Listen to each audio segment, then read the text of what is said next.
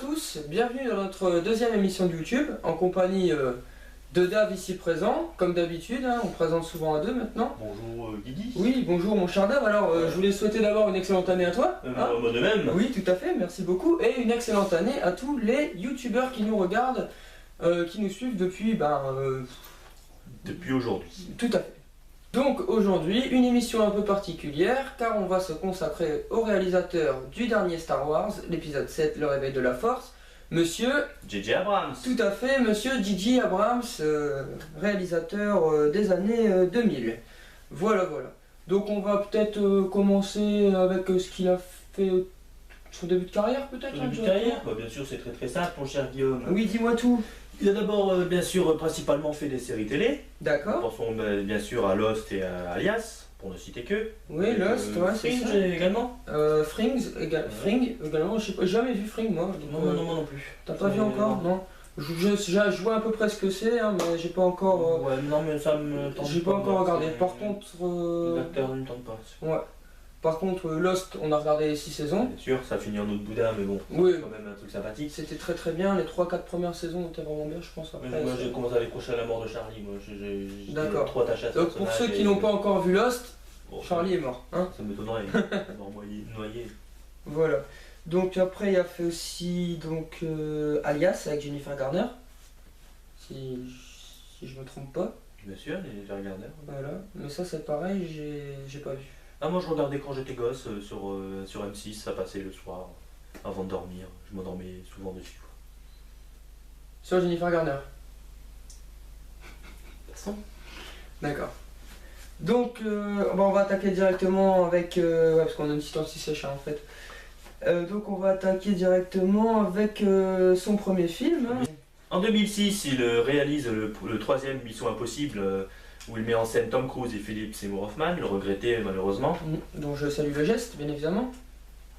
Un acteur qui était, soit dit en passant, un acteur caméléon par excellence, il savait tout jouer ce garçon. Ouais, c'est vrai, c'est vrai. Donc ouais, Mission Impossible 3, que t'as eu il y a pas longtemps, que t'as... Bien sûr, il est juste là. Juste là, ouais, voilà. Avec ses copains.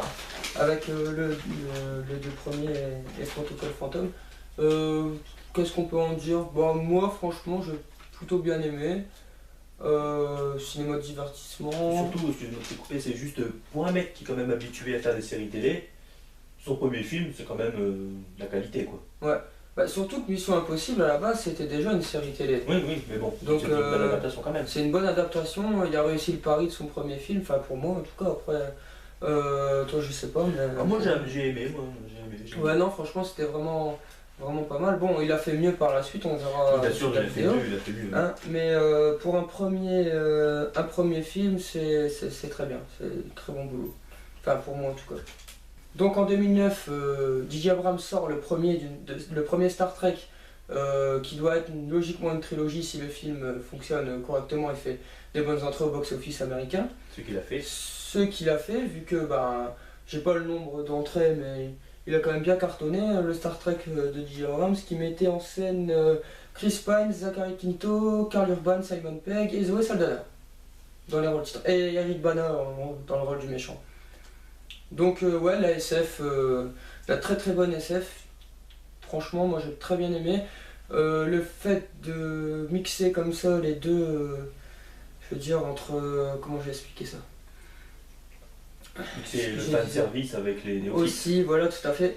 En fait, ce que je voulais dire, c'est ça, c'est mixer, en fait, si tu veux, que les fans inconditionnés Star Trek, et Dieu sait qu'il y en a beaucoup, ne soient pas déçus du film, et que les novices de l'univers Star Trek, parce que c'est quand même un univers aussi assez développé, très vaste, parce que moi j'ai vu la série, voilà, la vieille série quand j'étais gamin. Moi j'avais même pas vu la moi, série. j'ai pas tout regardé, hein, je suis tombé sur 2-3 épisodes comme ça, donc c'est vraiment vaste aussi. Donc pour pas que les novices de Star Trek quoi, ne soient pas non plus dans un univers totalement perdu. Donc moi je trouve que c'est un pari réussi aussi pour Abrams d'avoir réussi ce mix là. Et ensuite là on voit vraiment dans sa mise en scène qui s'éclate quand même assez bien. avec les vaisseaux et tout ça, niveau gigantesque plan sur les vaisseaux, sur l'Enterprise qui arrive comme ça en contre-plongée et tout, c'est vraiment... T'as aussi oublié un petit caméo de Leonard Nimoy, vraiment sympathique. Ouais, c'est vrai, ouais. Leonard Nimoy aussi, qui nous a quitté l'année dernière aussi, malheureusement.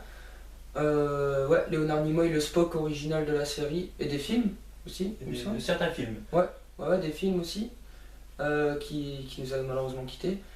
Un petit caméo dedans aussi, pas mal.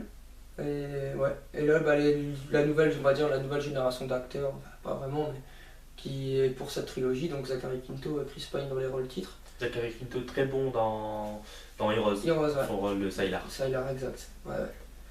Et voilà, pour Star Trek, enfin le premier en tout cas, ça sera tout. L'histoire, bon, il y avait quand même pas mal de lens flare aussi dans celui-là.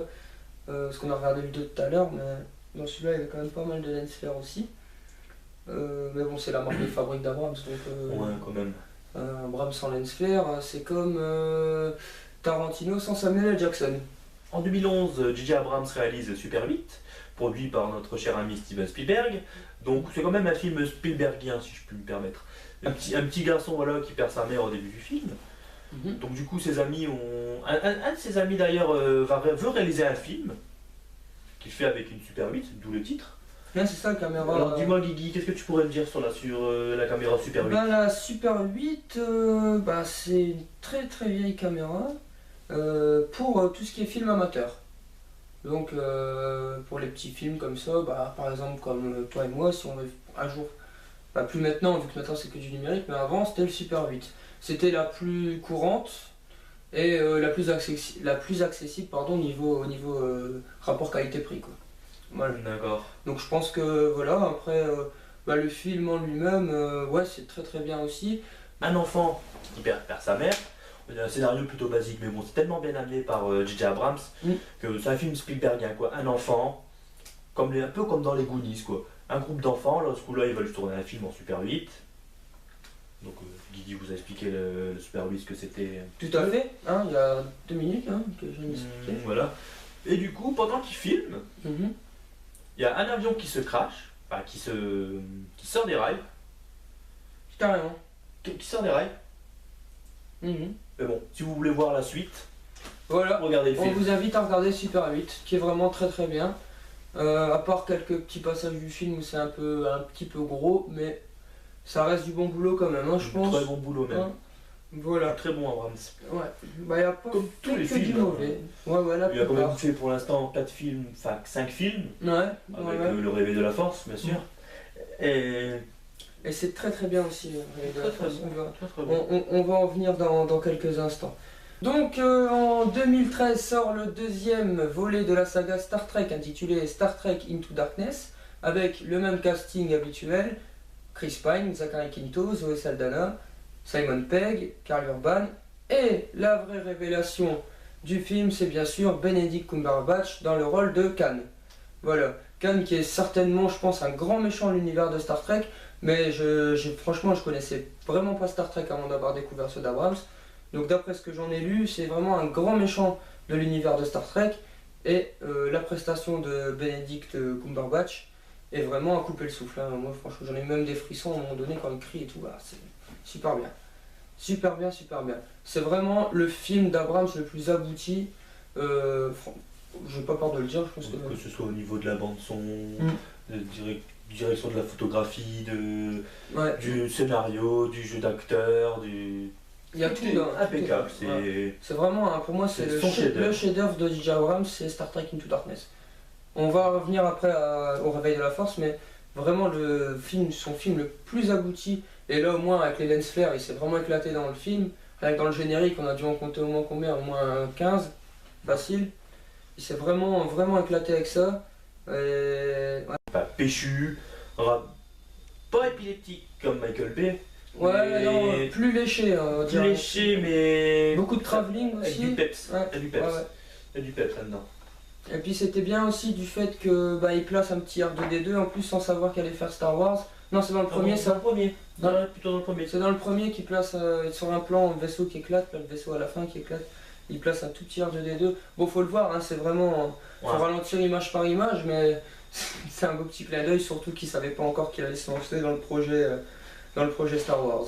C'est vraiment un petit coup du destin qui est un petit clin d'œil qui est très très sympa.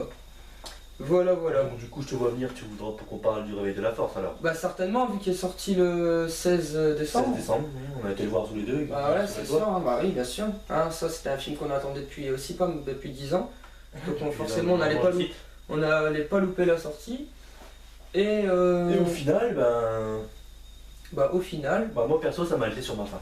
ouais, toi, ça t'avait laissé sur la fin, c'est vrai. Moi, j'étais plus satisfait, mais comme je te disais tout à l'heure, j'étais content, mais pas surpris. Bien sûr, t'es content quand tu retrouves Harrison Ford, tout ça dans le film, quand tu vois Yann Solo, Chewbacca au début, voilà, Ça nous fait donne plaisir. des petits frissons quoi. Avec le générique du départ, bon, déjà. Mais le film en lui-même, franchement, est très très bien amené. On sent la patte de J.J. Abrams, mais il manque quand même quelque chose. Il manque un contexte. Bon, ça va spoiler. Hein. Ouais, Le premier, le Nouvel Ordre, on sait pas d'où ça vient.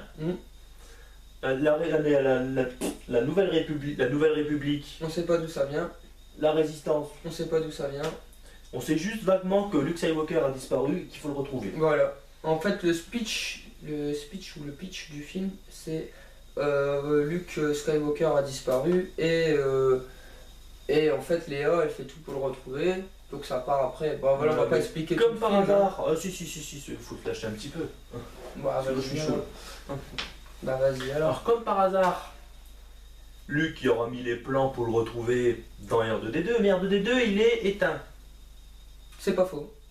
Pourquoi il est éteint? On sait pas. On ne le dit On pas. pense plus tard dans le 8ème épisode sûrement. Voilà. Ouais. Puis du coup, les pots d'Amron, il y a un solo de service.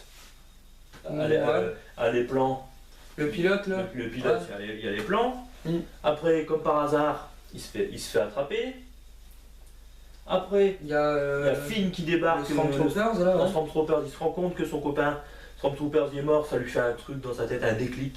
Donc il déserte l'armée, il le premier déserte. ordre. Alors un truc bizarre, c'est que ça lui fait bizarre de voir son pote mourir. Et au milieu du film, il se bat contre ses amis. Et il en a rien à foutre, ses anciens amis, ils s'en foutent. Tout le monde crève, il s'en fout, c'est pas faux. Voilà, il s'en fout. Ouais. Et c'est un petit peu comme l'épisode 4, mais en mieux fait, avec des autres personnages. Bah, c'est l'effet inversement quoi. Tout ça pour retrouver Luke Skywalker sur l'île d'Oléron à la fin du film. Pour 30 secondes de plan botoxé. Voilà. Hein, on s'est bien résumé. Il a bien été refait quand même le bonhomme. Hein. Ouais, mais après, moi, ce que je voulais pas trop parler de l'histoire, on en a parlé vaguement, c'est comme ça c'est fait, mais plus parler de mise en scène d'Abrams dans le film, qui est vraiment intéressante. Parce que justement, il s'est restreint sur pas mal de choses. C'est ça le problème. Notamment sur les lens flares. Bah, il y en a un gros à un moment donné, quand la grosse étoile, la grosse planète, envoie un rayon de service. Ouais, il y en a un gros comme ça sur avec le reflet de la vitre du vaisseau là, on voit vraiment l'impact. C'est le seul vraiment, le seul lens flare que j'ai vu. Il est l'année quand même. Ah bah voilà, ça sert au plan aussi, donc c'est pas mis pour être mis là, c'est vraiment, ça sert au plan, c'est vraiment pas mal. Après, il y a quand même des plans très très intéressants, comme le plan de la bande-annonce où Rey, elle passe avec son speeder là, avec un putain de destroyer comme ça dans le sable. Là, c'est vrai que c'est quand même c'est grandiose, mais on n'a pas vraiment le temps avec ce film-là de se concentrer sur quelque chose. Sur les images, ouais, ça va tellement vite. Tout est bâclé. Ça va vite, hein, ça c'est sûr. C'est bâclé. S'il fait 2h20, ça 2h20, mais tout va à part au début où c'est un petit peu lent quand même. Mais après quand c'est parti, c'est parti. Mais il manque la petite étincelle qui fait que ça pourrait être un film grandiose quand même. Bah ouais, c'est vrai qu'il manque quand même quelque chose. C'est un bon film, mais un bon film c'est pas assez pour un Star Wars. Un Star Wars, ça doit être excellent. C'est pour ça que ça me fait un peu chier moi qu'ils réalisent pas la suite. Parce que j'aurais bien voulu qu'ils se mettent à fond dans cette trilogie là, dans l'épisode 7, 8 et 9. Ryan Johnson, celui à qui on doit Looper. Ouais. Pour J.J. Abrams, il a une entière confiance en lui. Mais il sera quand même producteur, il sera quand même derrière pour. Il sera pas lui à la réalisation et c'est lui qui va quand même. Il va être derrière pour pousser le truc au maximum. Voilà. Après, bon, c'est vrai que aux États-Unis, allez, les réalisateurs, ils ont pas le final cut Non, voilà. Donc, c'est les producteurs. Donc, dans un sens, s'il y a Abrams derrière, ça ira.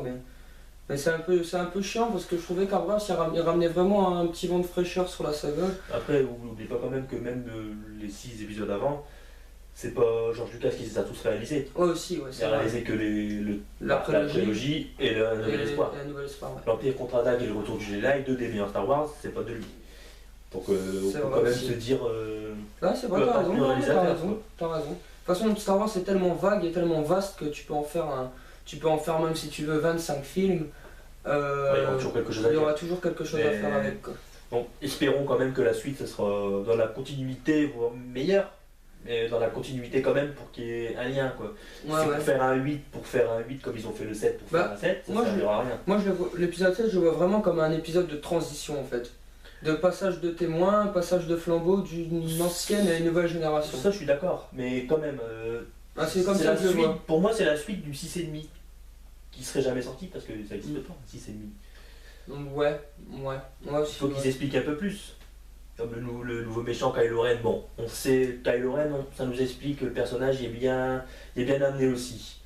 C'est pas ce que j'attendais, mais dans un sens c'est bien. C'est surprenant, c'est surprenant. C'est On vrai on va que- pas expliquer pour ceux qui l'ont pas vu, mais c'est surprenant. Le traitement de Kylo Ren est vraiment intéressant.